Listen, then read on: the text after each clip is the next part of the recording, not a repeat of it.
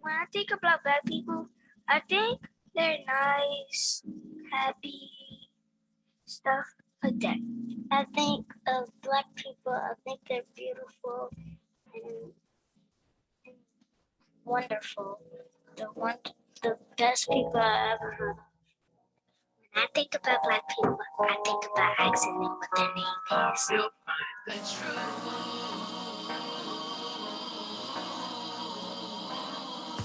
Well, now, I remember yesterday when we used to laugh and dance and play. We were innocent like early day when we knew that we were free. We didn't hesitate to wrestle with the wind. We knew that we would lose again and again. It didn't matter cause it never got cold. No milk and honey up in here, but it's gold.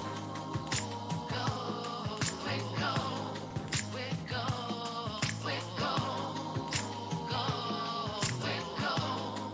We are gold, oh, gold, oh, gold, oh, gold, oh. No milk and honey up in here, but it's gold. Well, those days have gone by, and laughter turned to tears we cried. Weeping may endure for a night, but joy comes in the morning light. I know we gon' be alright. Our goal is gonna shine like the stars so bright. Even though we know no milk and honey up in here, but it's gold. Gold, with gold, with gold, with gold. Gold, with gold, we are gold. Oh, gold, gold, oh, gold, oh, gold, oh. No milk and honey up in here, but it's gold.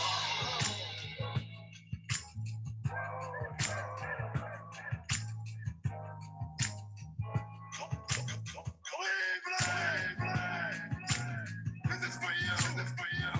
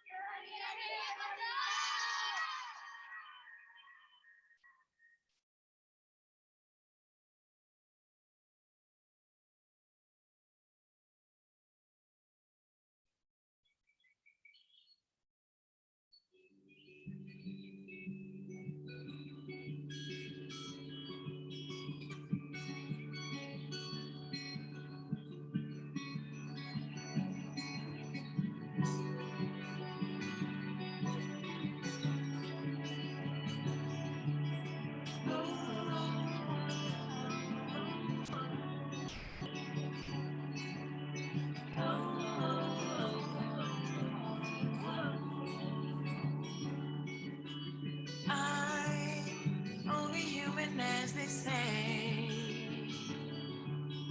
You love me just the way I am. We no longer have yesterday. So why not give our best to love?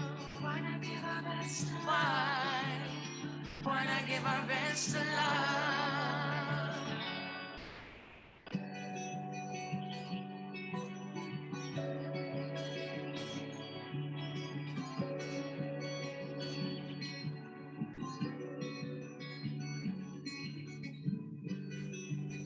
Tears that will not pass for rain flow all for love and not for pain. If we lose, there's only us to blame.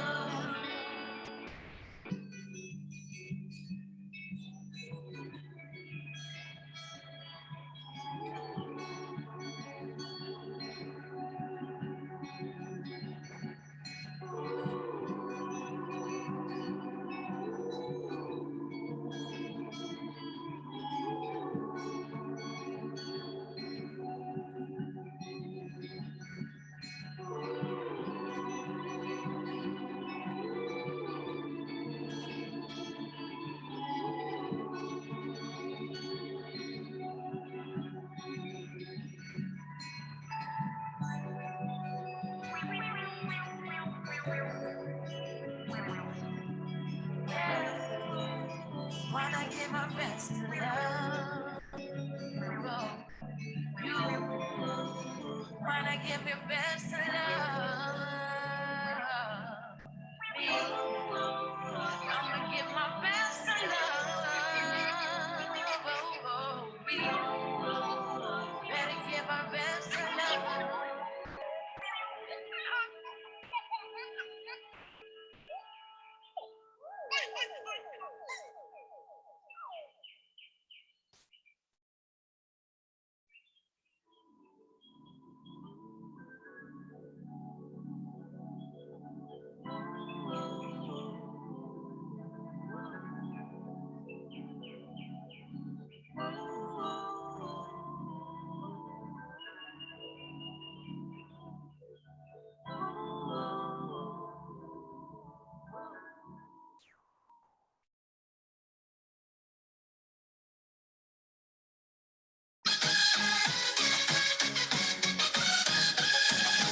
微微的风儿轻轻吹，吹得我呀心儿脆。一路美景有你陪，远行万里不觉累。南山的花儿那么美，蝴蝶起舞翩翩飞。一路幸福的滋味，只有你在相随。我陪你摇跨千山，我陪你摇走万水，紧紧牵着你的手，无论天亮到天黑。我陪你呀走西东，我们一起闯南北，只要陪在你身边，今生我绝不后悔。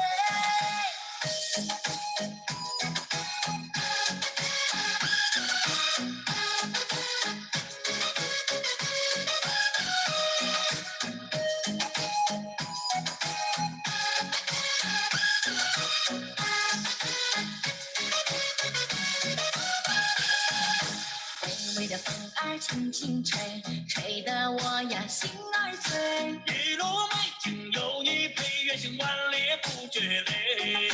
南山的花儿那么美，蝴蝶起舞翩翩飞。一路幸福的滋味，只有你在相随。我陪你摇跨千山，我陪你摇走万水，紧紧牵着你的手，无论天亮到天黑。我陪你呀走西东，我们一起闯南北，只要陪在你身边，今生我绝不后悔。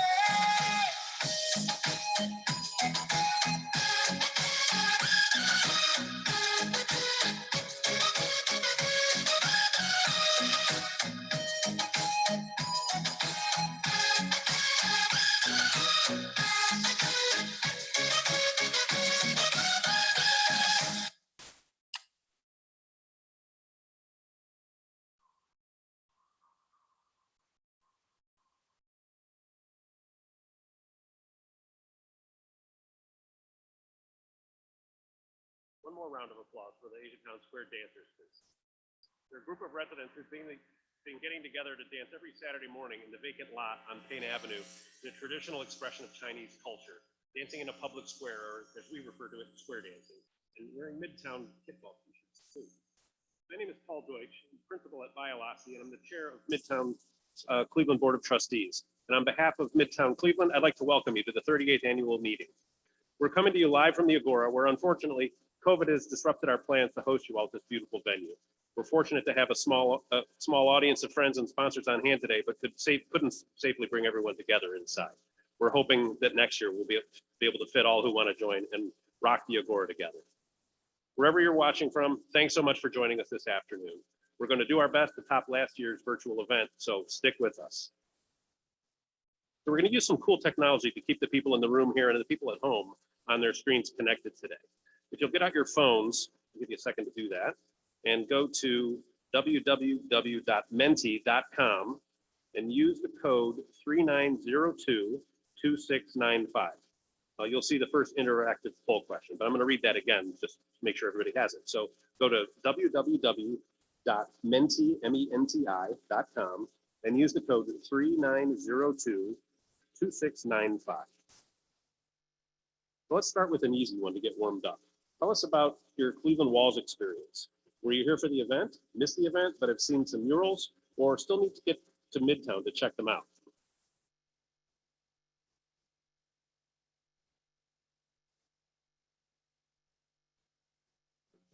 So you should see the results start to populate on the screen behind me shortly. Hope many of you have had the chance to check out the murals, as they're really amazing. If you haven't, I highly recommend it. Okay, so we have a lot of people that didn't get to the event, but they've definitely seen some of the murals. Haven't seen any murals, but yes, so I'm glad to see that so many people have seen a lot of them. But again, I really hope more people get the chance. Okay, so now we're going to ask one more question, and we're going to get some collective intentions about today's meeting.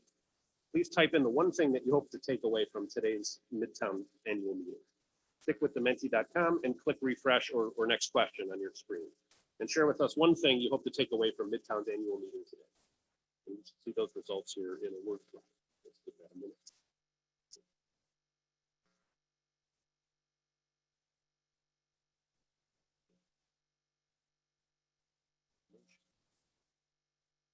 Plenty of information.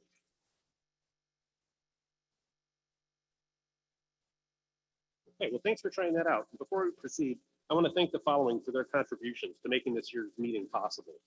First of all, our community champion sponsors, Bioloski Cleveland, HZW Environmental Consultants, and PNC Bank.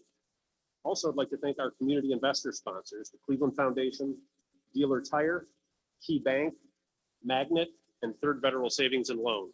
And also to our community partner sponsors, ASR Domino Sugar, Cleveland State University. We're so grateful for these sponsors who have maintained their support for MidTown through these challenging times. Thank you so much. Now I'd like to introduce MidTown's Vice President of Community Development, Joyce Hong.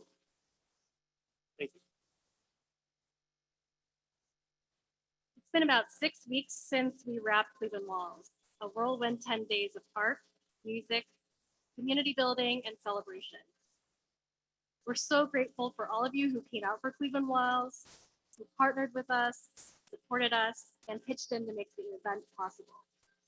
We just couldn't have done it without you all.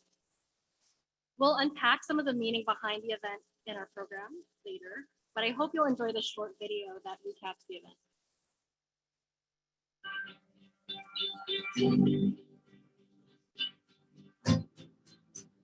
Like having the power to create something is pretty incredible. Like having some sort of concept or idea in my head and having the ability to just kind of like make it come to life. It's one of the few places where I feel like I'm noticed. Being a Black man and growing up in East Cleveland, I wasn't really looked at by a lot of different people of different races until I started really doing art.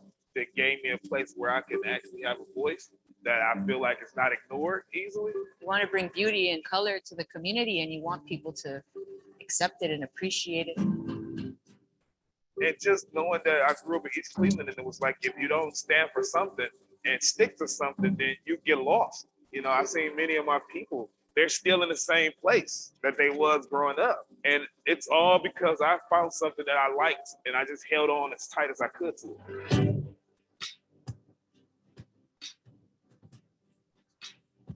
This is something I've done my whole life. This is something that has looked out for me in my toughest times when I didn't have anything. My art was there to save my ass. I'll never forsake it. For me, if it inspires someone that was maybe considering painting or getting into that, or just someone that's having a bad day and they see that on their daily commute and it like, you know, evokes some kind of feeling, that's the end goal.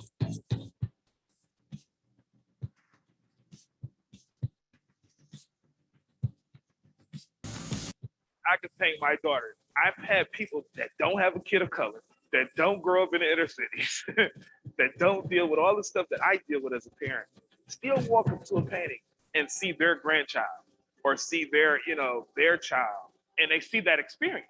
And for me, that resonates so much more because that lets me know that we all can be connected in some way. Being able to be a part of a community of artists that do this, great people that I admire and respect. Like I was just saying to a friend, I was like, I'm a fan of the game. and I'm just honored to be a part of it and to grow and be the best artist I can be.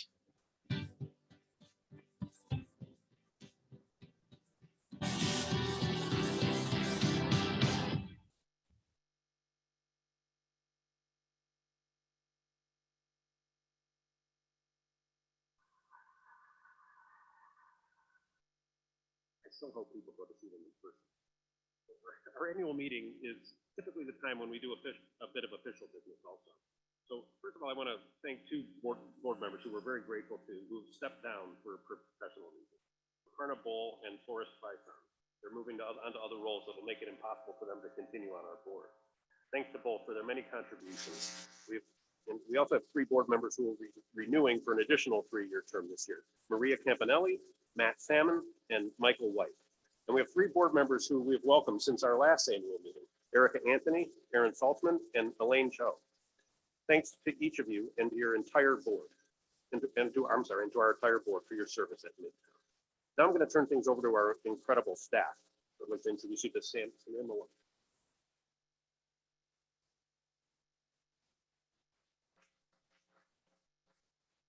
Good afternoon, everyone. My name is Samira Malone, and I'm the Midtown's Neighborhood Planning Manager. It is a pleasure to start off the presentations for. This is a pleasure to start off today's annual presentation, and it is an honor to present the Volunteer of the Year Award to Ms. Gwen Garth. An artist, organizer, leader, mentor, friend, and true positive change for Cleveland neighborhoods. We have been inspired to work alongside Ms. Garth for years, and it feels as though she has left her fingerprints on almost every community project we've worked on in the last year. Ms. Gwen has served on the Midtown Mixtape Committee, where she has been a consistent voice for finding a permanent home for Black culture in Midtown. She has planned barbecue events. She has planned barbecues as well as other various events such as concerts, and recently, she graciously hosted our Asia Town team partners for a send-off for Shin Wan, our Asia Town community organizer, who took a leave of absence to return home to China. In addition, Ms. Gwen has been an advocate for building stronger cultural ties between Asian and Black communities. And during Cleveland Walls, she created large easels for residents as well as visitors to write and share positive messages to the community. Ms. Gwen brings spirituality, passion, and hope to her community, alongside a sense of optimism that perfectly balances with the realities of the city. Our team loves working with her, which is why it's an honor to present the Volunteer of the Year Award to Ms. Gwen Garth. Unfortunately, she was unable to attend this afternoon, but she sent her loving regards.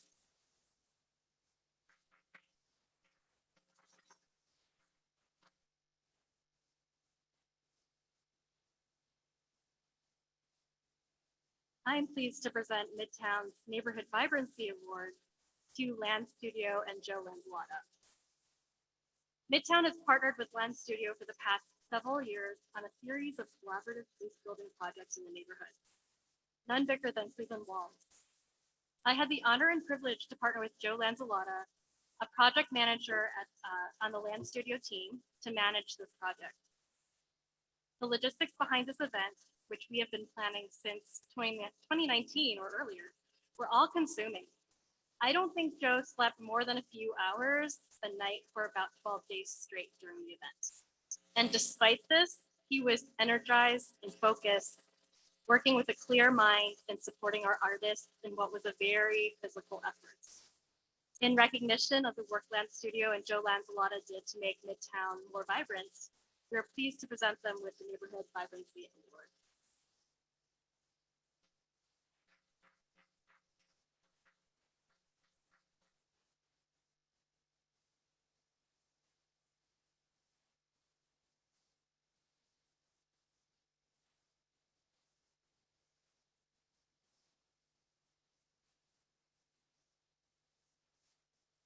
Thanks, Joyce. My name is Chelsea Kovar, Midtown's Economic Development Specialist.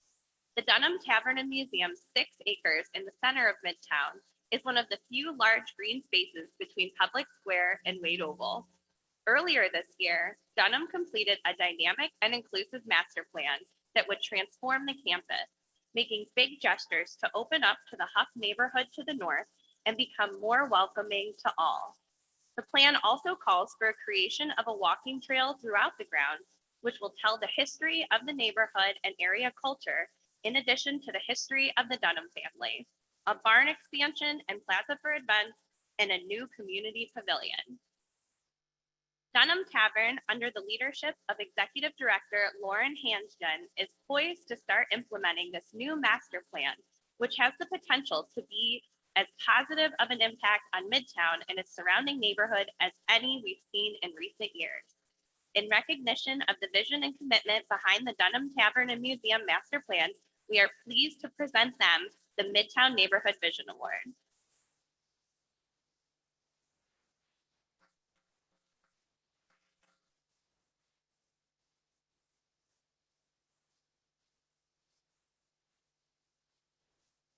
Thanks, Chelsea. My name is Kara Zhang, and I'm the Director of Asiatown Initiatives at MidTown. Hello, everyone. My name is Yi Shiren, and I'm Midtown's Asian Town Community Engagement Team. We will first present this award in Mandarin and then in English.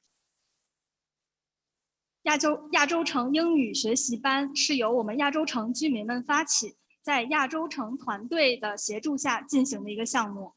自2021年1月起的项目策划和资金申请，到3月份的学员招募，一直到6月份，我们开展了我们的第1次课堂。在整个过程中，无不充斥着我们亚洲城居民的热情参与和他们的领导力。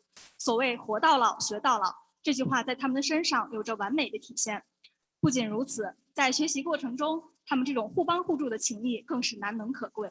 项目的成功开展离不开每一位人的努力，而正是他们赋予了这个社区只有他们才可以赋予的色彩。This year, a group of Asiatown seniors gathered to plan an English learning class for themselves and their neighbors with support from the Neighborhood Connections grant. With the help of volunteers, they learned to use Zoom and created a class structure and curriculum that met their needs. Since May, these 20 seniors have met every Thursday evening to learn to read, write, and speak practical English phrases to help them while shopping, going to the hospital, and filling out forms. They've organized Saturday practices in person and virtually. One senior said, "I've taken so many English courses before, but this is the first one where I'm able to learn exactly what I need." They have created a joyful and empowering learning environment, helping each other grow more confident in their English skills. We are excited to recognize their efforts to build community with the Community Impact Award.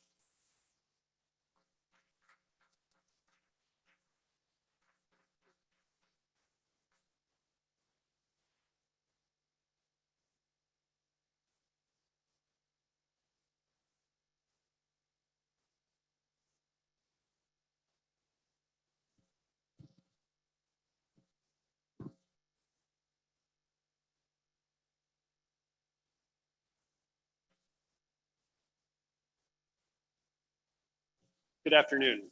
I'm Richard Barga, Midtown's Vice President of Economic Development, and I'm here to present the Historic Renovation Award to the Midtown at 3101 Euclid Avenue. The Midtown apartments occupy a handsomely renovated 90-unit, 8-story building on Euclid Avenue near Channel 5 in the Board of Elections that has sat vacant for years. Today, the apartments are fully leased, with new Midtown residents enjoying stunning views of downtown and the lake. The road to get here was anything but smooth, as the Inspirian Group wrestled with a host of issues, challenges with the National Park Service, a costly curtain wall system, changes in contractors and designs, and construction delays. The result of this developer's tenacity is an exciting new project that has helped strengthen our neighborhood, and I am pleased to present the Historic Renovation Award to Lemma Getachew and Gwinnett Indale from the Inspirian Group, developers of the Midtown apartments.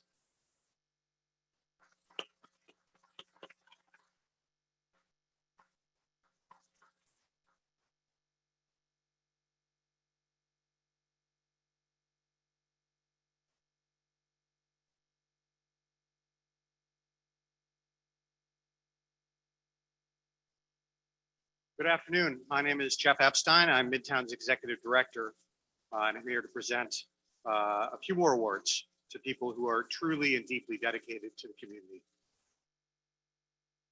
Mansfield Frazier is one of my favorite people to work with. Always willing to share his wisdom and counsel, Mansfield is a true leader in the community, respected for his work and accomplishments, for his outspoken advocacy, and his willingness to roll up his sleeves and make things happen. Many of you may be familiar with Mansfield from his role with Chateau Huff, the winery that brought national recognition to Huff and has turned around many people's lives, or perhaps Mansfield's weekly radio show or frequent Facebook posts. I've gotten to know Mansfield at a deeper level. Behind the scenes, Mansfield's always willing to strategize on how to move a community project forward, help navigate neighborhood politics, have a difficult conversation, or brainstorm about ways to strengthen the neighborhood. Mansfield played a critical role in bringing the Cleveland Foundation to Midtown, in the work to reimagine East 66th Street, and the efforts to create an equitable innovation district at Euclid and East 66th. I always emerge wiser from having connected with Mansfield. It's his honesty and passion for his community and his work that I respect the most. I'm so honored to call Mansfield a friend and a co-conspirator, and I'm pleased to recognize him with Midtown Civic Collaborator Award. Fortunately, Mansfield couldn't be with us today to accept the award, but he's here in spirit and we're thinking of him.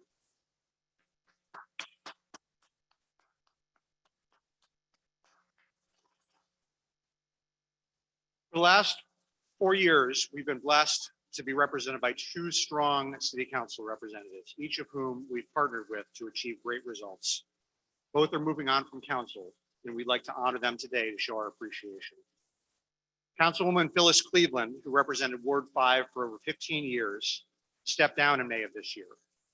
Councilwoman Cleveland was a joy to work with on city council. I enjoyed our regular check-ins and appreciate her passion for her community and her support for projects that brought benefit to her residents. Projects such as Midtown Tech Park, Dealer Tire, and the Central Kitchen brought hundreds of new accessible jobs to her ward, and her support for projects like Warner and Swayze will ultimately add much needed affordable housing units to the neighborhood. Councilwoman Cleveland also shared an appreciation for the power of public art, helping out to fund several important public art projects in the ward. And what can I say about Councilman Bashir Jones? Many of you got to know him a bit during his campaign for mayor and may have gotten a sense for his ability to connect with people in the city and for his passion. Councilman Jones wants his ward to improve, and it can never happen fast enough. He always pushed me to do more, to go faster, because he acutely feels the trauma and pain that many of his residents feel on a daily basis and knows how important it is to work with all deliberate speed to make positive change in the community. We've accomplished a lot together in the past few years. UH and Hoosier Rainbow Center, Dave's Market, Hilton True, and Cleveland Foundation headquarters are all projects that have moved forward thanks to his support. We'll miss both Councilwoman Cleveland and Councilman Jones on City Council, and in recognition of their years of service and partnership, present them each with Community Partner Awards. Fortunately, neither Councilman Jones nor Councilwoman Cleveland can be here today, but let's have a round of applause in support of them.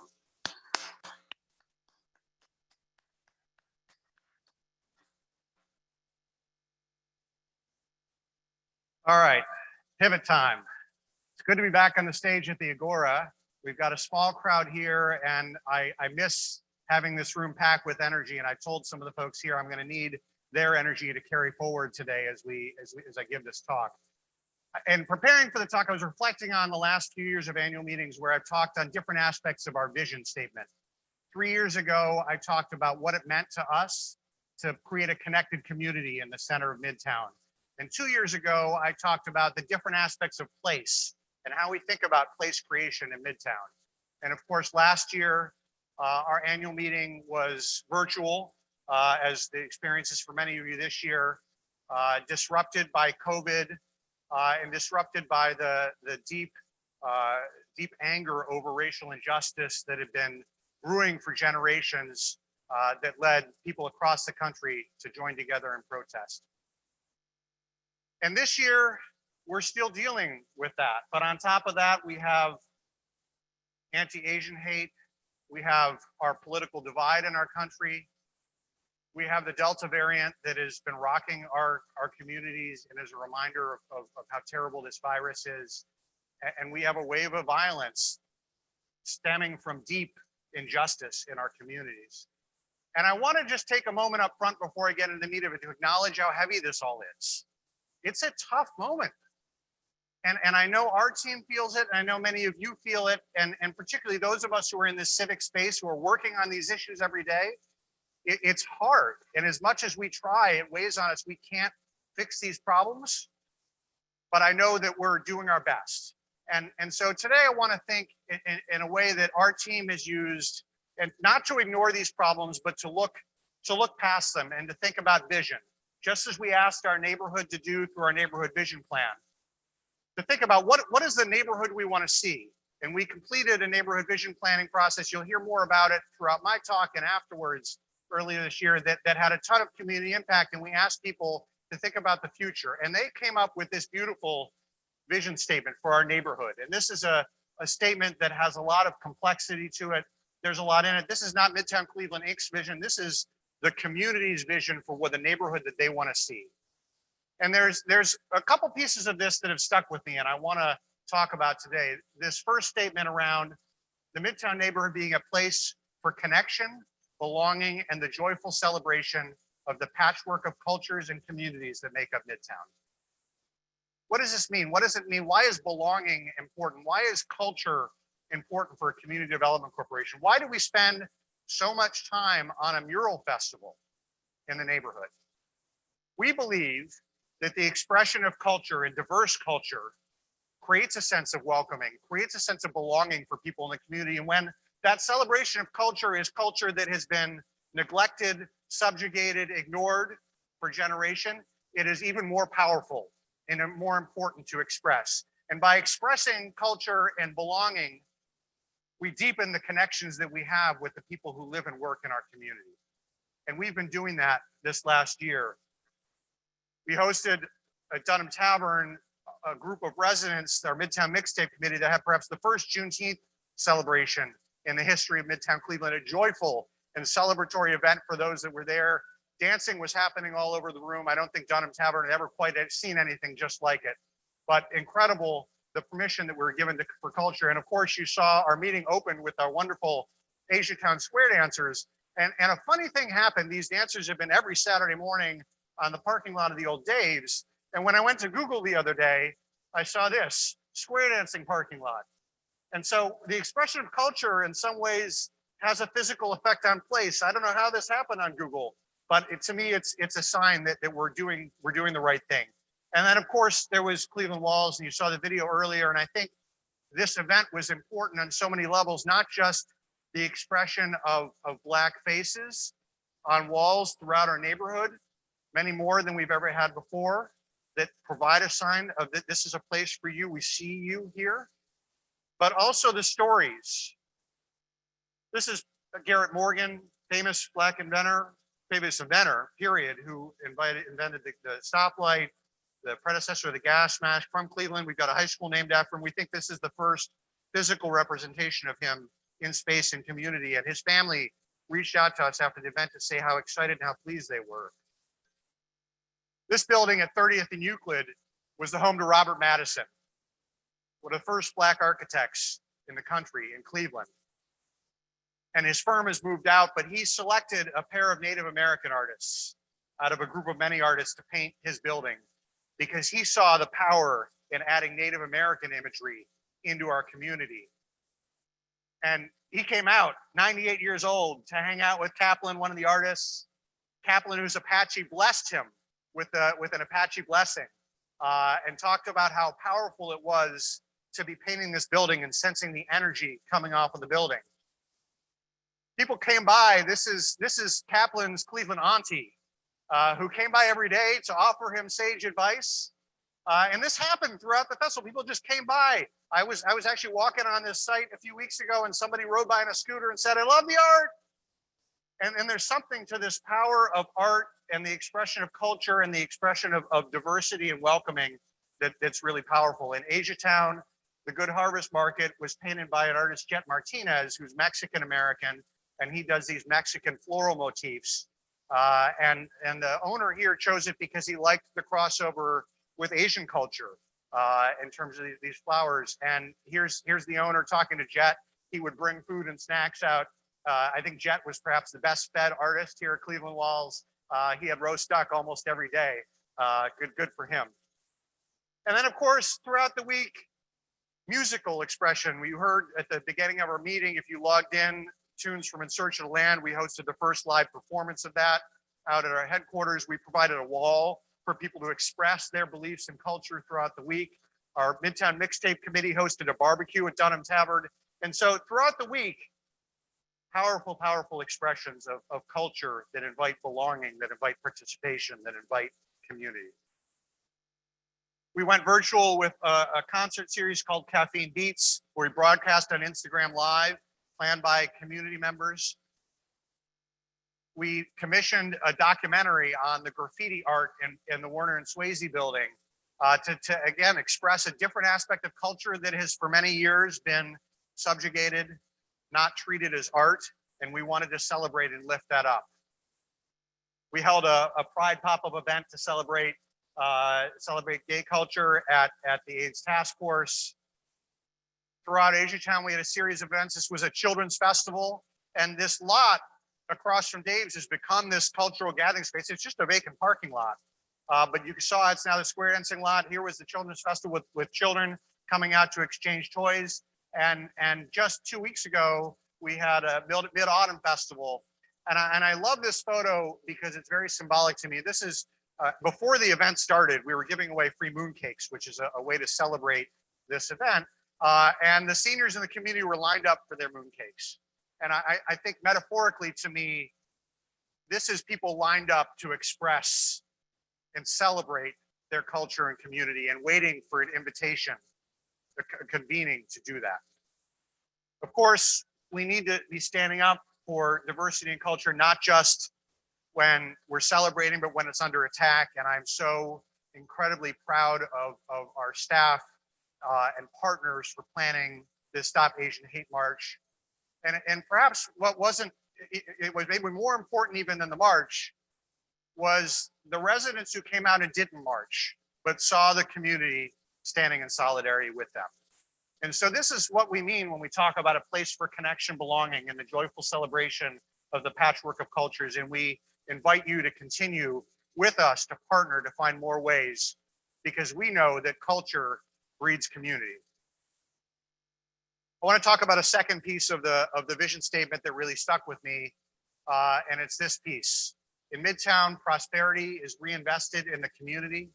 Equity and inclusion are fundamental expectations, and innovation helps family realize the opportunities promised to generations before them. Last year, for those of you tuned into our annual meeting, I talked about the importance of asking the question, for whom, when we think about our development projects. Who do they benefit? And it's a question we continue to ask ourselves every day and ask our partners. And this really is some of the benefit of, and the beauty of our neighborhood vision plan, is it outlines priorities of the community, and anybody can go look at it, developers that we're working with, and start to think about how to incorporate that. And we've tried to model this statement about reinvesting prosperity, about fundamental expectation of equity, and about the power of innovation through our work. And so every developer that we talk to gets a 3-page document that's our equitable development framework that starts with these 4 basic facts about our neighborhood, because we believe that it's important to have that baseline understanding and to think about how these facts shape the development that people will bring. And one group that's really taken that to heart in the work they've done is Magnet. Magnet is taking this vacant building right across from the new Dave's, converting it into their headquarters and workforce and innovation hub, helping to fill open manufacturing jobs, helping to connect people to jobs, bringing manufacturers in to innovate. They're under construction, which is so exciting. They'll open up next year. But what was important was what happened before construction started. They came to us and said, what does it mean for us to be in a community? And so we took them on a walking tour through Midtown and Huff. We met Mansfield and other residents to understand the nature of community. They went out door to door to meet residents. They held a big festival, went door to door at Wilson Towers, the public housing, CMH housing building next door, to invite residents out at a STEM science fair. They're working on a STEM playground and inviting participation from the community. And this, when we talk about reinvesting prosperity in the community, when we talk about equity as fundamental expectation, I think is a great example, one that we're trying to drive through other projects. The Warner and Swayze project I've talked about from this stage a couple times will bring a much needed affordable housing. And we believe that we need to add affordable housing units along with market rate housing units to our neighborhood. And this project has taken one step forward and two steps back, but we're excited about continuing to press forward with it and hopefully see ground broken next year. We did see groundbreaking earlier this year on the Foundry Lofts, an exciting market rate project at 75th and Euclid. There'll be 160 units of housing here, and we're excited to partner with Signet on this project, who I think really has a deep understanding of what it means to be of community and to develop with community in their project. And finally, in projects that we're initiating, we are driving these through. We are going to issue next week an RFQ, request for qualifications for developers to develop right outside where we are today at the Agora, 3 acres of vacant lot on the corner of East 55th and Euclid. And the developers who get this will get our equitable development framework. They'll get our neighborhood vision plan. They'll get all of the baseline expectations that we have about the type of development that we want to see. Prosperity reinvested, equity is fundamental expectation, innovation, promising what communities have been promised for generations. We also realize that it is important to work with our residents, with our community, to help them shape these development projects. And so under the leadership of Rick Varga, we launched a Real Estate 101 series to build basic literacy around real estate development.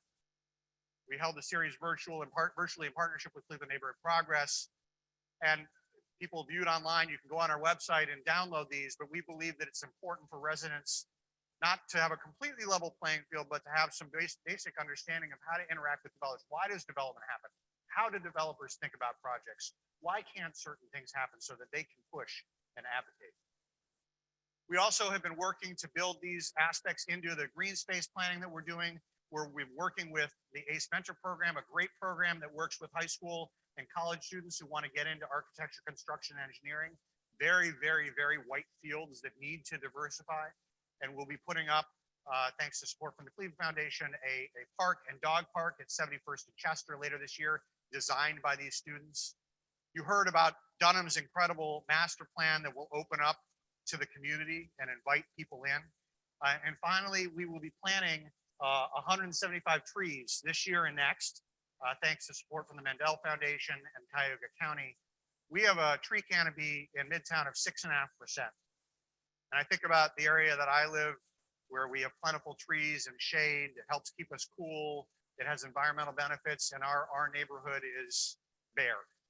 And so this is a critical act of restorative racial justice, planting trees. And I'm so proud of Samira Malone on our team for her passion and leadership on this issue. But perhaps no cluster of projects exemplify these three aspects: reinvesting prosperity, equity is fundamental expectation, and innovation as critical as the group of projects that center around East 66th. And I'm so excited about all these projects because in addition to Magnets and Dunham Tavern that I spoke about earlier, the Cleveland Foundation is under construction. I have a grin on my face every time I drive by. This is a photo from last week. You can see the mass timber going up, but this project, I can't overstate how catalytic this project is and how incredible the partnership and involvement with the foundation has been in the neighborhood. In addition to their building, which will be incredible and will be open to the public on the ground floor with neighborhood connections, moving in the grassroots grant making group and a cafe that will serve local food. It will be staffed by the Help Foundation. The foundation has helped catalyze so much more. We've been working with partners, with the city, with neighbors, with stakeholders on East 66th Street to envision a new East 66th Street, a fully accessible neighborhood pathway that connects where there are broken sidewalks today, lighting, public space, green infrastructure. And with the help of the community, we submitted a $15 million federal grant application earlier this year, which will fund the entirety in partnership with NOAC and the city stretch of E66 and transform this street. And out of this process came a lot of incredible stuff.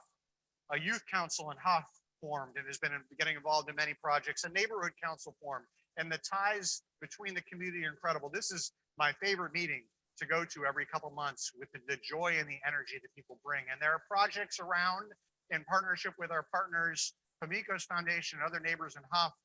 The Cleveland Public Library is under construction across from League Park and will open next fall. Allen Estates has broken ground on new housing in the neighborhood. We're working on an expansion of Chateau Huff and a transformation of a vacant building, the Invigorate Gallery, into a community gathering space. All of this is going to be supported by a really exciting project that will start in the next month or two, a community improvement district, a slight twist on a special improvement district that you would see downtown with clean and safe ambassadors. But on top of that, we will have trained social workers hired from the neighborhood who can be first responders when there are issues instead of calling police. We'll have an overnight security patrol from Black-owned security firm. And most importantly, we've gotten a ton of support from the Cleveland Foundation and from partners along Euclid Avenue. But the geography of the CID is not just Euclid Avenue, it stretches well up E66, extending the benefits of the program into the community. And finally, we're so excited about the innovation community that we've been working on with many, many partners. And we've been thinking a lot in this project on the design around how this intentionally connects to neighborhood north and south in the siting of the building. We've been thinking from a design standpoint, making sure that we're thinking about a welcoming and inclusive design that anybody can feel welcome in. We've been building programming to try to build community so that when the building opens, we have a base of programming. And our team has started a program called Innovation Intersections, which is designed to demystify innovation for the community, to bring together diverse populations, to say, innovation is for you. It's not just tech. Innovation is a way of making the world better. And so I invite you to come and join us at Dunham Tavern this Thursday night, where we'll host Jumpstart and Central Kitchen. And the design for this building, the conceptual design is complete for a 150,000 square foot building. We're working to bring and nail down our tenants for the building, but I can share that at least what's shaping out on the ground floor is incredibly exciting. Computer coding, training, digital literacy, a place where the community can come and try out the latest augmented reality or virtual reality toys. A front door for entrepreneurs to get support, coaching, and investment of all types. A place where our anchor institutions come and leverage their research and their resources and their technology development to impact community health in the community, with the community, and for the community. A space where we can celebrate the rich legacy of Black music in our neighborhood, celebrate the legacy of Leo's Casino with music, and hopefully the first Black-owned brewery in Cleveland. So this cluster of projects, I think, really represents this aspect of neighborhood vision plan. And when you look at this vision altogether, it's a big vision. It's an exciting vision. And I'll tell you that the MidTown team, to use my friend Beju Shah's words, are all in on this vision. We're excited, we're passionate, we're fired up, and the dedication of this team is inspiring. They left it all on the field at Cleveland Walls. They were exhausted, but they poured their passion, their emotion, and they're prepared to pour their passion and emotion into this neighborhood vision plan. But we need your help. You'll see in a minute, we're going to show you a video to talk about the breadth of the plan and how you can help, but there are 20 strategies and 100 actions in this plan, and we've designed it as a deck of cards, and we need you, whether you're a resident, whether you're a nonprofit, whether you're a company, a stakeholder, a supporter, however you connect, to think about how you can plug into this vision. what today that I talked about is inspiring that you want to pick up on, that you want to dig in, because we need you. Together, we have the collective, the collaboration, and the power to achieve the vision outlined in our neighborhood plan. Thank you very much.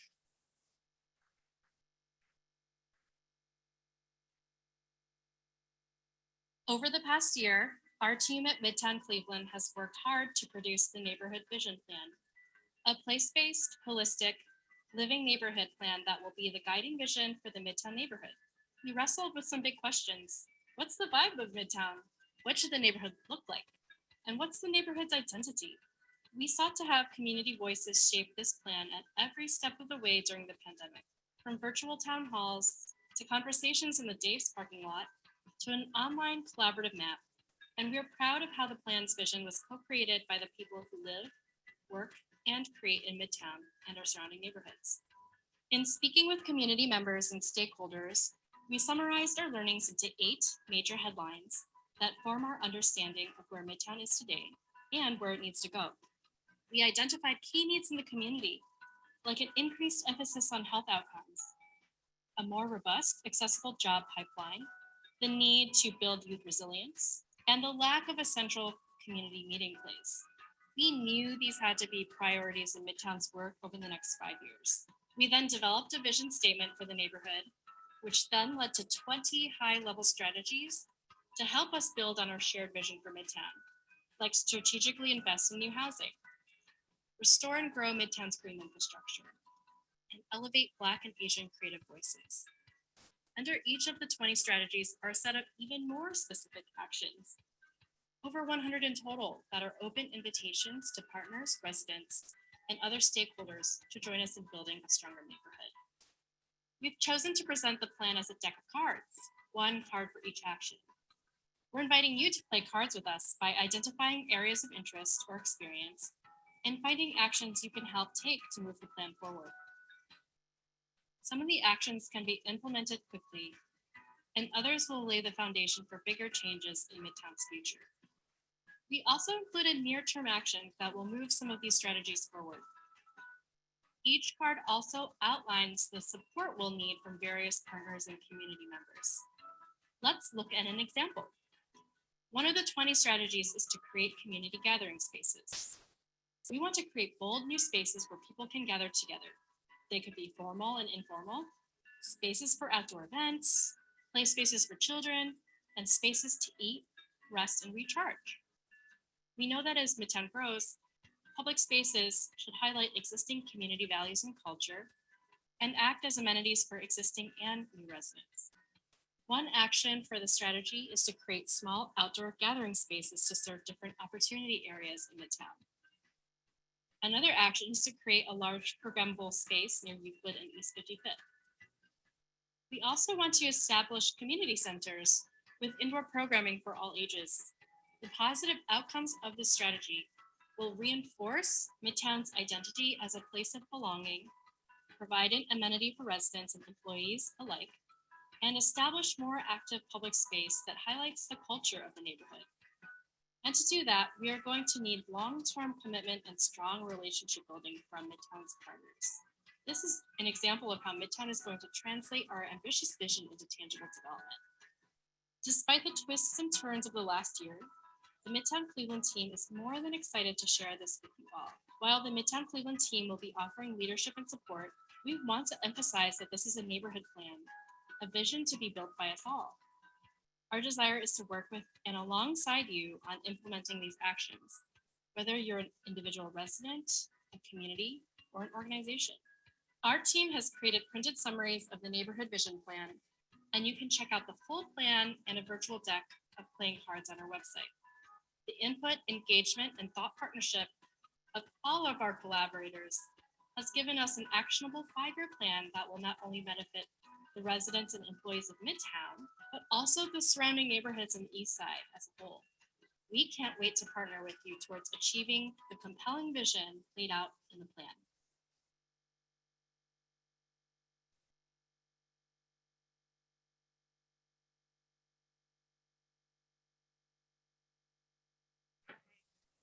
Well, I'm really excited and honored to be joined here with our panelists for our next segment.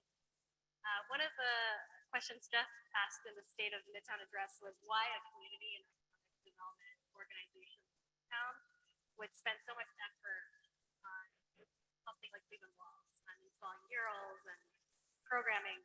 So we're going to dive into that a little bit.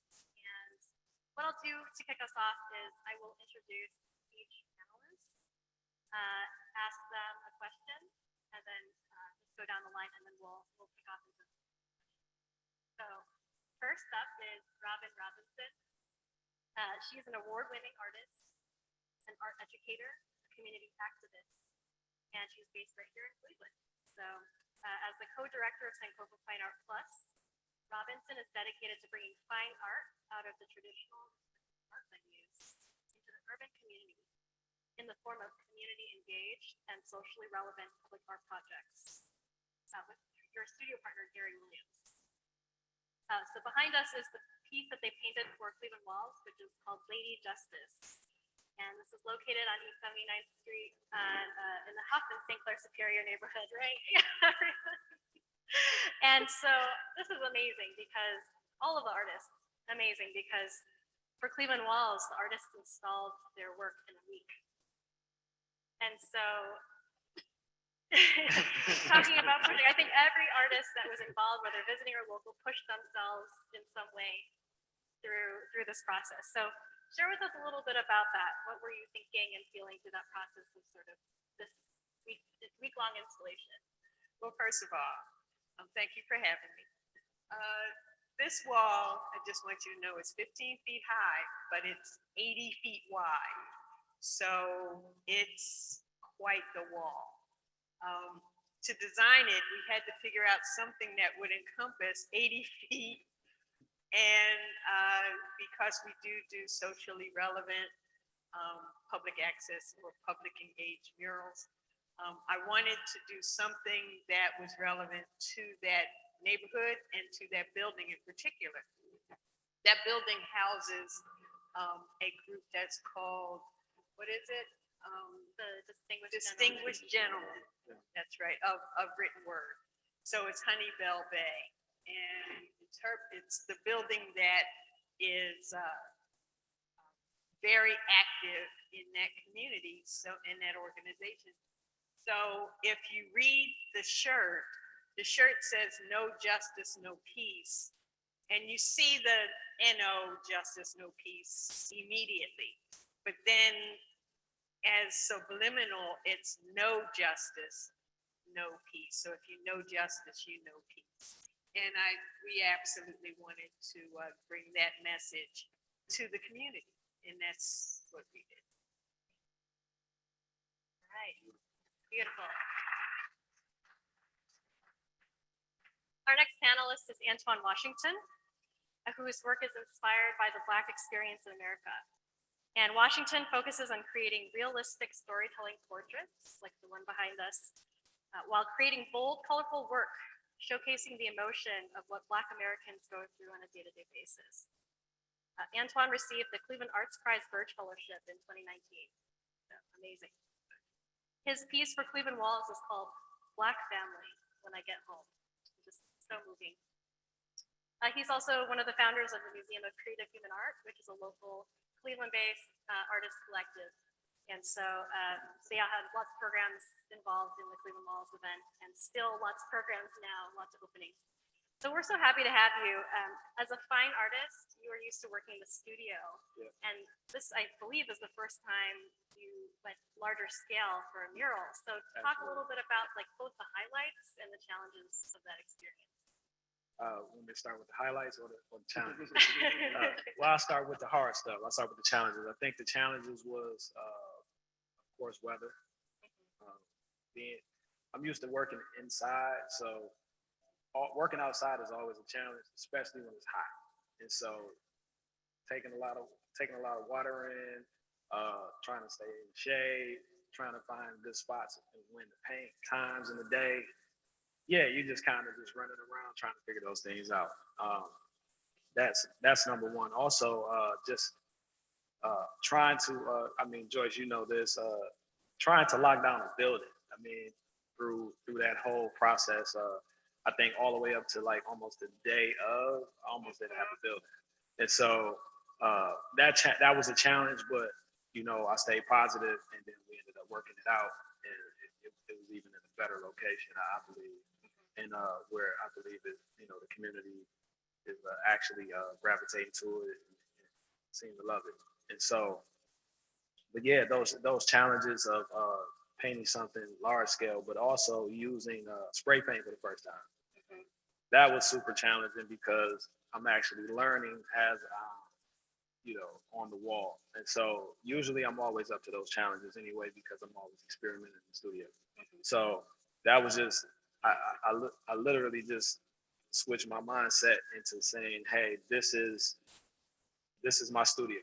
And now I just have an audience, and I'm going to lock in, and I just treated it like sports. I just blank the crowd out and just stay focused on the goal, and that's getting it finished in a week. And so the challenge was the week. But other than that, I'll go into the highlights of it. Was, you know, having the community come out and cheer you on as you're working on it, and as you're, you know, trying to build it out. And, you know, they see you sketching it out, and then tomorrow they come and they see you add color, or you're spraying in certain things, and then they're like, oh, it's starting to come to life. And I believe that's probably those moments were probably the most energizing, I'd say, for me to keep going through the whole process. And seeing that it's super bright in color, as you can see, I kind of want to take, you know, what inspired me to do the bright colors was like I'm kind of like studying like the Fauvism movement with I think Matisse kind of like you know, was a part of that movement. So I'm studying a lot of his paintings, and so also a lot of Harlem Renaissance period paintings like Jacob Lawrence and different artists like that from that period. They use a lot of bright colors, and so I wanted to like actually like pay homage to that. So with my Black Family series, I'm always using those type of colors, but I also wanted to you know, go with something that was a lot black, because I noticed that a lot of the graffiti artists who were coming in town, they painted super realistic. So I wanted to stand out, so I wanted to do something black. Thank you so much. And so Antoine touched on a lot of things that were very real for everybody that week, Yeah. including our team, which is just how physical the aspect of painting murals is. So Yeah. just props for pushing through and pushing through to install such beautiful work. So our last panelist is Darius Stewart. Our final panelist is Darius Stewart, best for last. Darius is establishing himself as a master of the medium of watercolor and large public murals and installations. Your works are in public and private collections from California to New York to Canada. You were the recipient of the 2018 Emerging Artist Award of the Cleveland Arts Prize. And through his art, Darius opens conversations across racial, socioeconomic, gender, and cultural lines. So Darius, I'd love for you to share with us a little bit about the conversation you were having maybe within yourself that week, or maybe with community members about, you know, the meaning of public art in the community. Yeah, I think about this a lot. I recently just did the sculptures too, that's downtown, and doing a few of these now. I keep going back to what is the real, how does public art function? So you have all these different ways. So you have, you know, Antoine's exploring the Black family. You have Robin is talking about political and social issues, artist activism. And for me, it's what areas need that. You know, like what conversation does the environment? And I'm realizing a lot of times when I'm asked to do these type of projects, it's, you know, it's a redevelopment process happening. So either someone has a lot of money and buying up some property or wants it to look better, or, you know, it's all these different scenarios that go with that. But for me, it's what is this message to this community? And, you know, that was important to me with this even, you know, knowing who's going into that building. I don't normally work like this at all, but it was about who's going into that building. What do they need to see? Is it something inspirational for the students? Is it something for, you know, people that's coming in here to see an event, to know what's in this building, you know? So I wanted to make sure in all cases that I'm actually having a dialogue with the environment that I'm in. And I've been really looking at other communities lately, especially the one I grew up in, is East Cleveland, and really been looking in there saying nothing's happening here. And it's things that need to be said. Our work is supposed to inspire or motivate or cause to be vehicles for change. So how can I do that in this environment? So I've really been thinking a lot about how do I, learning the process of how this works and other ways to go about doing it, so I can start to really make an impact in places that I feel like can use a lot of impact. So that's what the conversation's been at in my head for the last so many months. I mean, when I originally did my sculptures, the whole ideal of it was to live at one point in East Cleveland. So to see how they're taking it downtown, now I know, like, okay, I need to be doing this in a lot of different locations. I mean, I was even in Indiana one time, and the community in there was just like, we have all these issues and something that's specific to what we're dealing with. And it was like, okay, well, this is what it's about. How do I give them these topics? How do I pose these questions that keeps this thing moving in the right direction? So that's what I've been looking a lot at. I'd love to continue on the train of thought for everybody. This question of why does public art and culture matter when we're thinking about neighborhood development? It's something that I've been sitting with a lot in terms of what, why are we doing this, and what does it mean? So I would love to just open it up and ask, is arts and culture essential to neighborhood development? Yeah. Well, first of all, I'm an art therapist in addition to an artist and so forth. So that's why I do public work. I'm also an artist, in my own vein. But community engagement, public art is basically what I do. It's important that the community has a voice in what's being put on their walls, because it is their walls. And I think it's important that they are reflected in that conversation, and the mural should be a conversation. It should be a conversation starter.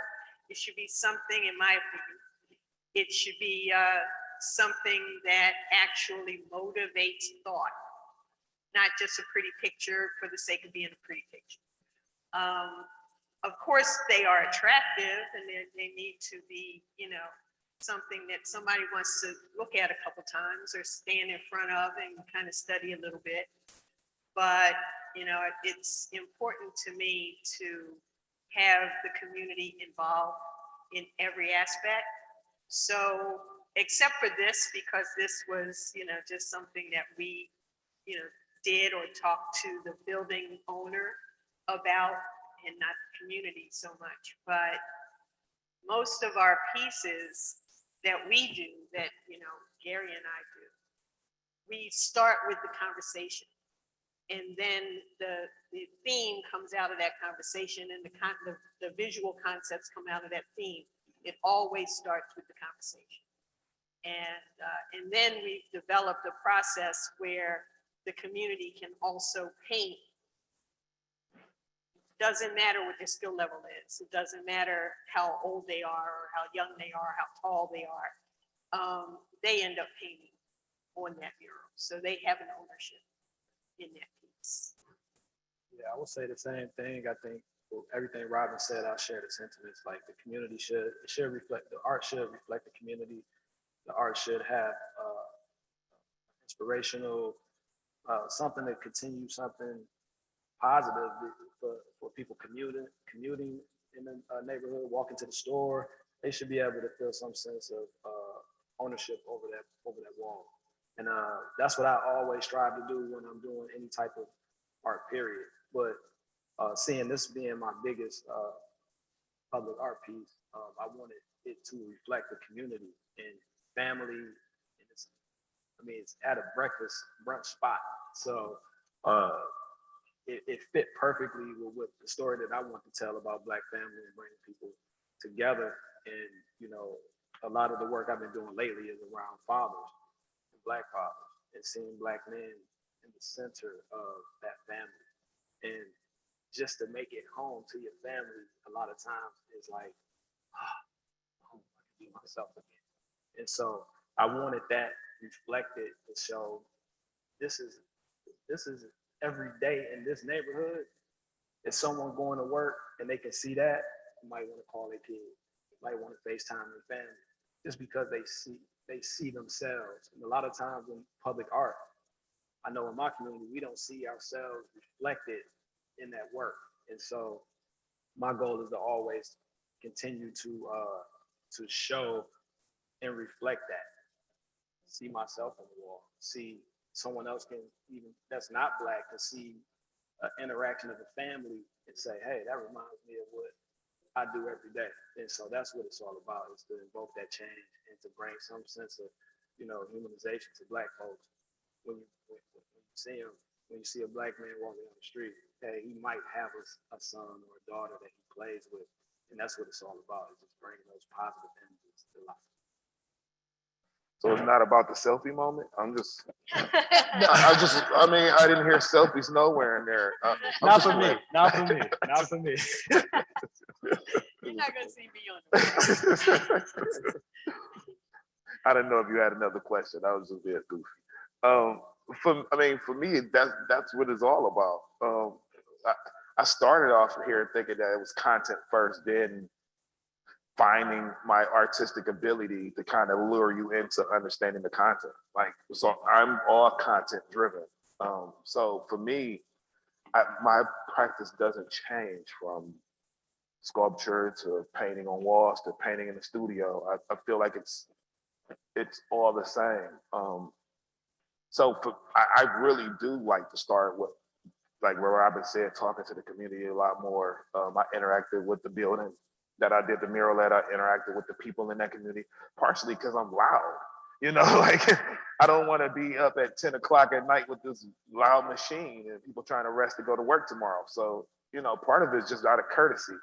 But the other part is really getting to understand what they are okay with, comfortable with. So for me, it's definitely content driven, and it's knowing that space between, you know, being able to get the dialogue across to the community, but also, you know, giving them moments where they can offer their parts that kind of change or shape probably what I'm thinking. You know, I always want to know what the audience is into and what they're interested in, because the work survives due to audience. Yeah. So for me, it's not a question of if I want it to be what I want it to be. It's how do I get everybody else to feel like it's a part of them? Because that's how it lives. It doesn't live with me. Yeah, so I'm hearing a lot about, you know, what is reflected on our walls and our public space should really be reflecting, you know, who lives in the community, and the pride and the power that comes from that. I feel is what I experienced at Cleveland Walls myself, was seeing this come through, and just I can't imagine what it's like to develop a neighborhood without having people's culture at the center of it, people being reflected, because it's their home. And I think each of you have spoken to sort of the desires of that. So we have time for one last question. Okay. So artists, you know, of course, you bring beauty into the world, but you also help us to imagine a world that we might not see yet. So I would love for you to kind of give your parting thoughts on coming out of this experience. You know, what do you want to sort of push forward for you as an artist, specifically on the east side of Cleveland, right, which is a majority Black, historically Black neighborhoods, and fairly diverse. So what do you want to see push the conversation when it comes to you as an artist? Well, I can jump in first because I'm next to her. But I don't really want necessarily to just paint walls of Black people. I think that diversity is important, and the reflection of diversity is important. I think that when people see themselves reflected, not only in murals, on TV, in social media, that sort of thing. When they see that reflected in a positive image or in something that is relevant to them, then that's what they take ownership of. And once they see that and they see that it's possible, it's like Black male teachers in public schools, you know? I mean, when you see this as a possibility, then it's done. It's motivated into action. So personally, I mean, I'm like I said, I'm a regular artist also, but my passion is to bring messages to public spaces. And when people see those positive messages of diversity and acceptance, then I think that's something that actually translates into a better future in those communities. Very well said. I don't know how I can. How can I follow that? Geez. Well, I'll just say, figuring out ways to bring artists of different, especially like my community, bringing us together to figure out how we could not be so siloed, figure out ways to come together, work together, collaborate to show the next generation that we can work together, and it's enough out here for everyone. Like we shouldn't be in competition with each other. I mean, it's art. Yeah. Like we died with art. We're supposed to like it. Like, what are we doing? And so when I'm thinking about this and figuring out how to organize, and for my organization is figuring out how can I bring people together. And I think murals and gallery shows and different things bring people together. But how do we, bring something more equitable that actually helps artists move forward in their careers and they're getting something out of it besides money, but also education, learning how to collect art, learning how to understand art, critiques, different things like that. I think that's what the community needs, and that's what I want to work towards as my personal practice, and what I do for my organization is figuring out how I can get Robin and Darius together with me and do stuff, and then they, and vice versa, and other artists out there who want to work. But it's really about figuring out how to move those things forward. Yeah, everything they said. I mean, for me, I think I'm at a space now where I'm trying to figure out how to leverage some of the things I've been able to accomplish to kind of help to move the change forward with other people. I've been kind of saying some of the same things Antoine's saying for a while now, but also noticing that I think part of it is just having a seat at the right space, because I don't feel like we're always behind the scenes too. I think that we feel like we're against each other a lot because we don't know any of anything else. It's just like we're all in the dark. And then when our name is called, we're like, yes, and we run up there to show out that we're something. For me, I think that's what it's all about, is being able to now be on that other side a little bit and be able to see how this is played from this position. And then maybe we could impact different ways where we can kind of have a more equitable situation for us as artists and be able to actually, claim some more ownership of things so that we can really claim our stake. Because I think that's what it's about, is planting the flag a little bit and saying we're here, we're just as legitimate, we're just as powerful as artists, and how do we get the rest of the other people that's looking for us to kind of treat us as such. So I think that's what I'm aiming for now, just trying to leverage what I have been able to create for myself to try to find a way to make paths for others. Yeah, absolutely. All right, well, our time is up, and we could keep going on this forever, Yeah. because I feel like there's a lot to unpack. And for me, I'm honored because all of you are so talented, and Cleveland is so lucky to have us, have all these artists. 50% of our Cleveland Walls artists were from Cleveland, and that was just an amazing experience. I don't want to interrupt, Yeah, but go I ahead. have to jump on that. because there are so many other organizations Yep. that do this type of work that the minority of the artists are local and the majority are from outside. And the fact that you guys have 50% of local artists involved says a lot about your organization. And thank you. I want to speak for the rest of us, the other 49%. But thank you very much. Not only that, but the spaces feel equitable as well. Yeah. Because it's happened, but it's happened in smaller doses. Right. Yeah, I think y'all treated us all like equals. So I think that was good. Well, you deserve it. Thank you. You deserve it. And Thank so thank you so much. You know, we have a lot more work to do. So you heard it here. Yeah. We're going to build some tables and unite artists and get to work. So thank There you you so are. much. Thank you, everybody. Thank you. Thank you. Thank you.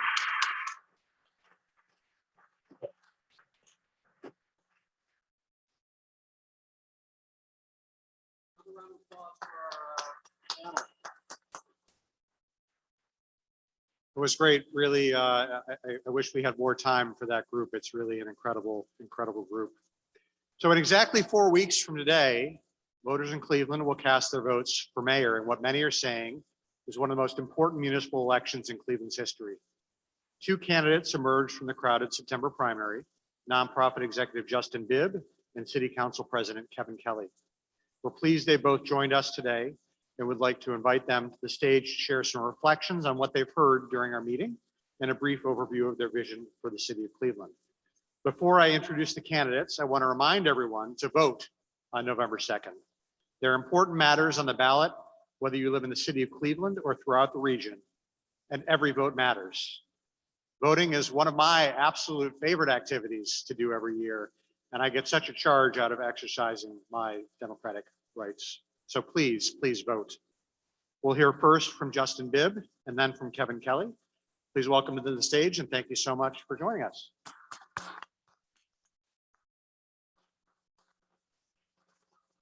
Well, before I share my reflections, I want to just give another round of applause to Jeff, the board, and the entire leadership team at MidTown Inc. Once again, great job, guys. You know, I don't probably not going to tell you this, but running for office is a grueling task. And throughout this campaign, I've had some great moments of inspiration and joy right in this neighborhood. 2 weeks ago, I spent my afternoon at the Mid-Autumn Festival. And we got to make sure we bring a pocket park to that neighborhood, by the way, Jeff. And also spent some time on East 79th Street at a remembrance to honor the victims of gun violence in our city, and had the pleasure to see that great mural around No Justice, No Peace.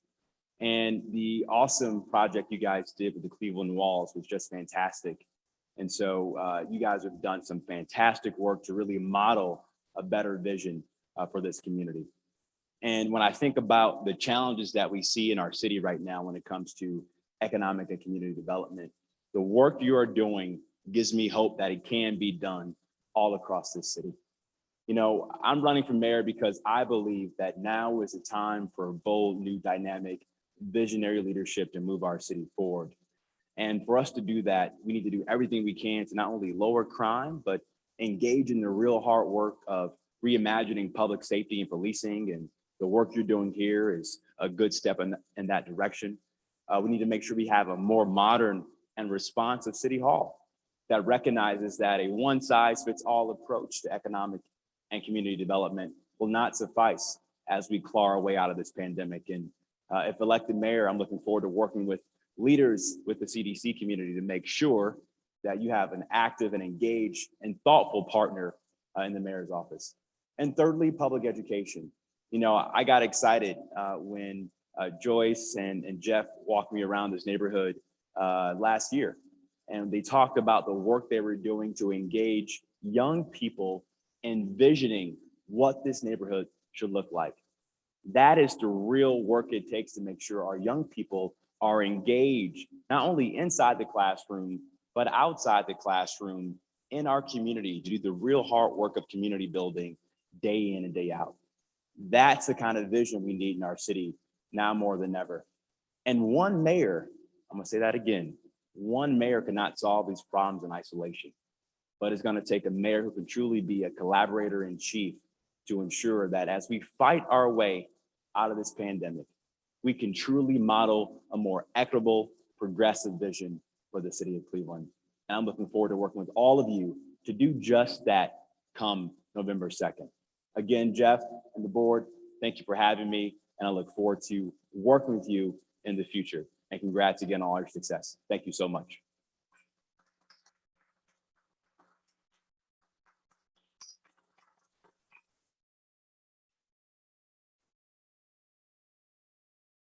Good afternoon. My name is Kevin Kelly. I am the president of Cleveland City Council. I've been the president of Cleveland City Council for 8 years. I'm a husband, I'm a father, I'm a Clevelander, and there's been 8 generations of Clevelanders, but we're all here to build the Cleveland for the next generation, the next 8 generations that we have not met yet.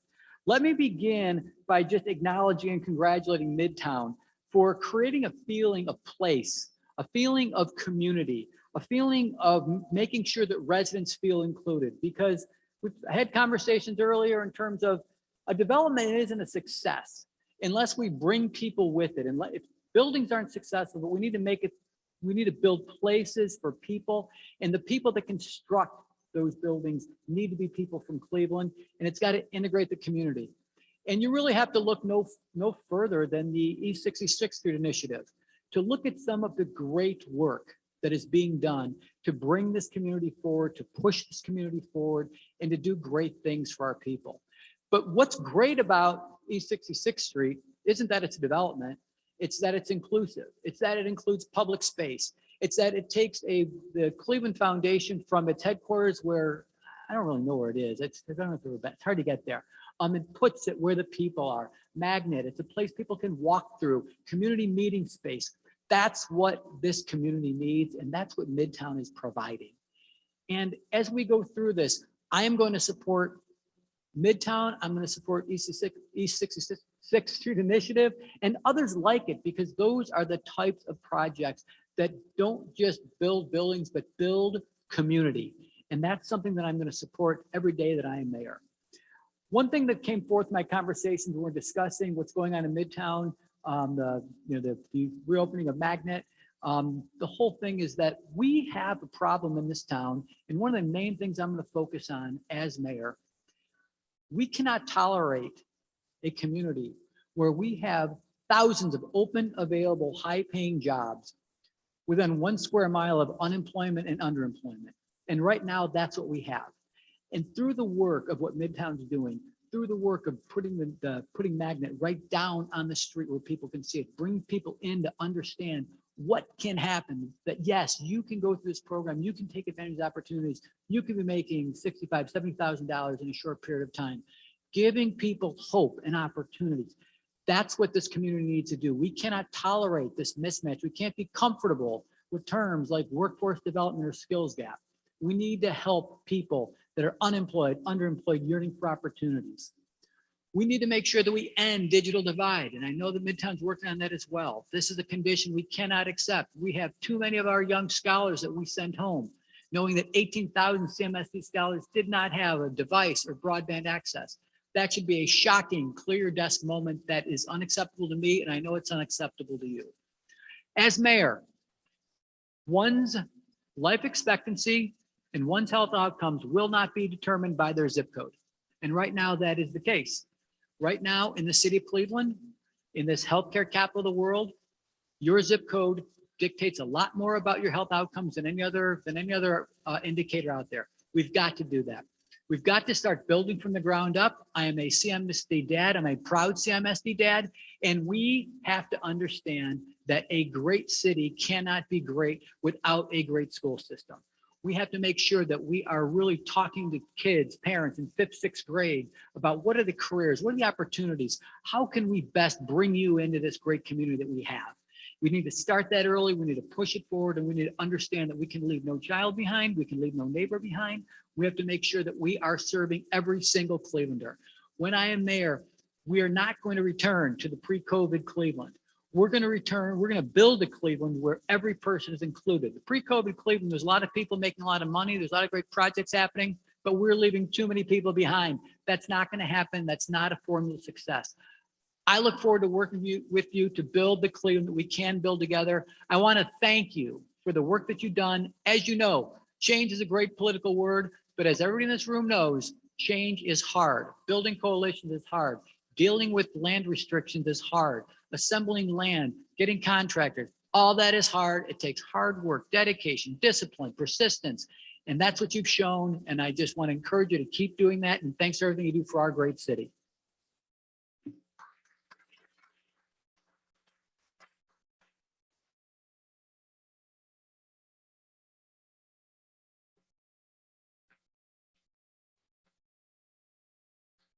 So thanks so much to both candidates and good luck in the next 4 weeks. We're excited for what the future of Cleveland will hold. Before you leave, we're going to do a checkout question. So please go back, get your phones back out again and go back to the www.menti.com site. And just as a reminder, the code 3902-2695, in case you didn't do this before. And please answer, what's the one thing you were feeling as a result of today's annual meeting?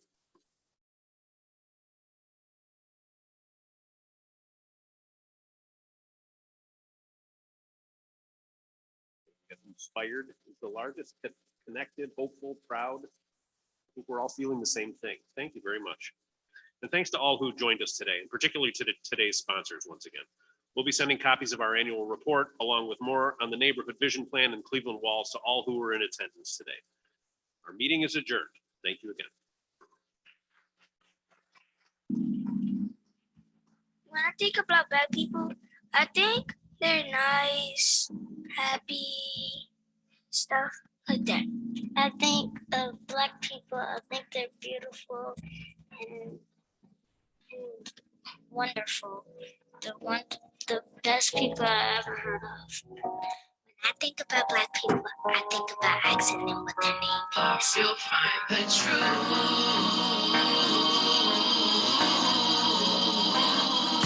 Well, no, I remember yesterday when we used to laugh and dance and play. We were innocent like early day when we knew that we were free. We didn't hesitate to wrestle with the wind. We knew that we would lose again and again. It didn't matter cause it never got cold. No milk and honey up in here, but there's gold. Gold, with gold, with gold, with gold, gold, with gold. We are gold, gold,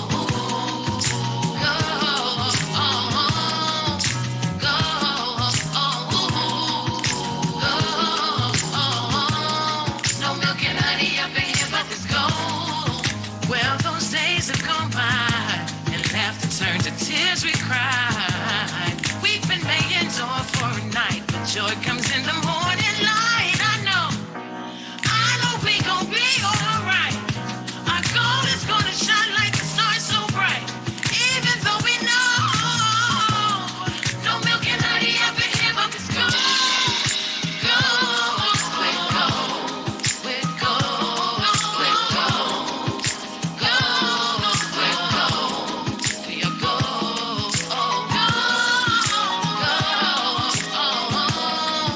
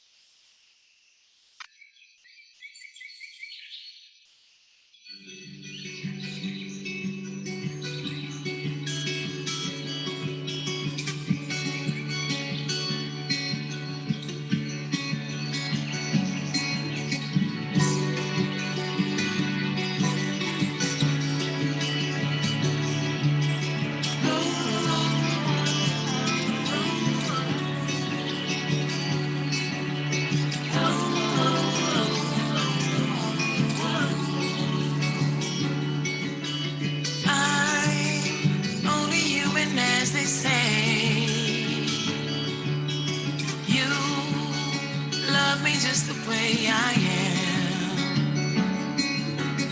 We no longer have yesterday. So why not give our best to love? Why not give our best to love? Why not give our best to love?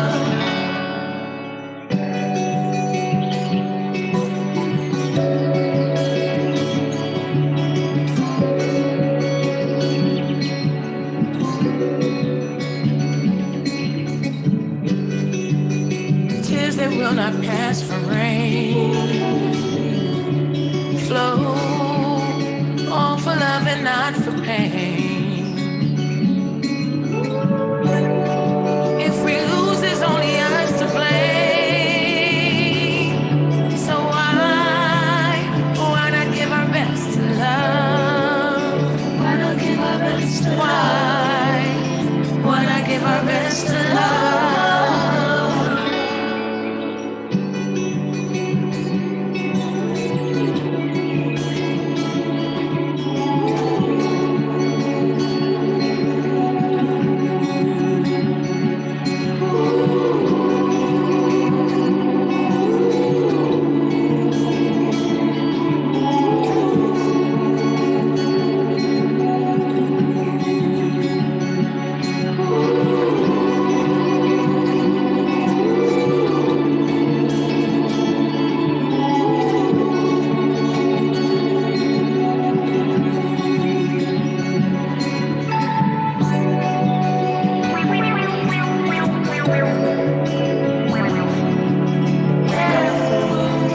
Why not give our best to love?